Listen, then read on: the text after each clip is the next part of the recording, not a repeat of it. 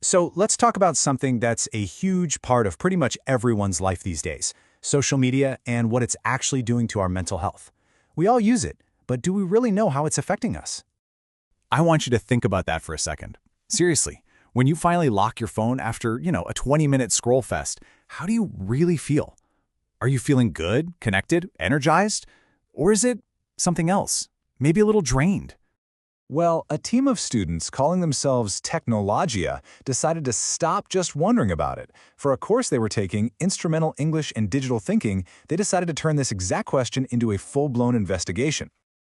Right, so why focus on this? I mean, why does this matter so much? Because let's be honest, social media isn't just a fun little hobby anymore. It's completely woven into the fabric of our daily lives, and it has a real say in how we think and feel. This was basically their starting point. The team picked this topic because they were seeing these things pop up everywhere, with their friends, with themselves. You know the feeling, that little buzz of anxiety that hits your self-esteem when you start comparing your everyday life to someone's picture-perfect vacation. It's real. Okay, so they knew what they wanted to look into. But the big question is, how do you take those feelings and observations and turn them into a proper research project? They came up with this really smart three-step plan. First, they did their homework. They dug into articles and research to see what experts were saying. Then they took all that info and wrote their own analysis. And then, and this is the part that I think is so important, they went out and talked to real people, conducting interviews to hear their actual lived experiences. And they did it the right way.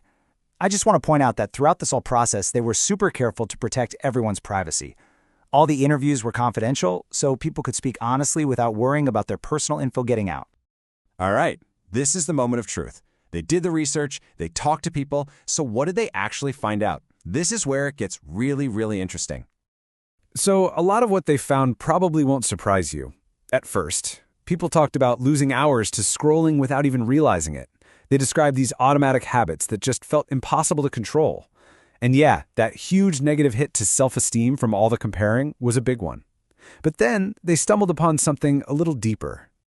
They gave it a name, digital loneliness. And what is that? It's that totally bizarre, sinking feeling of being surrounded by hundreds or even thousands of friends online, but still feeling completely and utterly alone. It's a paradox, right?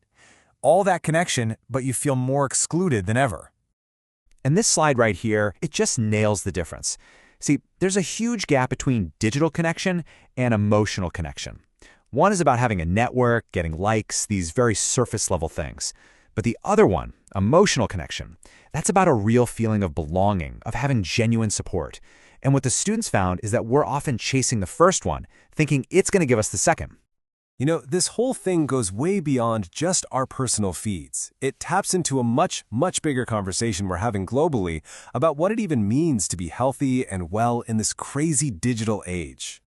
In fact, believe it or not, this student project ties directly into something huge, the United Nations Sustainable Development Goal number 3, which is all about ensuring good health and well-being. Their work shows that being mindful of our mental health online is a critical piece of that global puzzle. So, after all the research, after all these powerful conversations, where did the team land on all this? What's the big takeaway for us? And this might surprise you. Their conclusion wasn't that social media is the bad guy.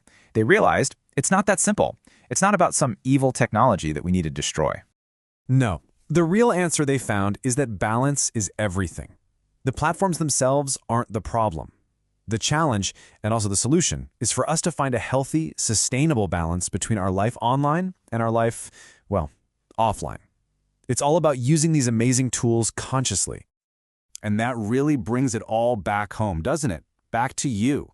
This whole project made these students think hard about their own habits. So after hearing all this, let me ask you, what's one small change, just one little thing, you could make to find a bit more of that digital balance in your own life?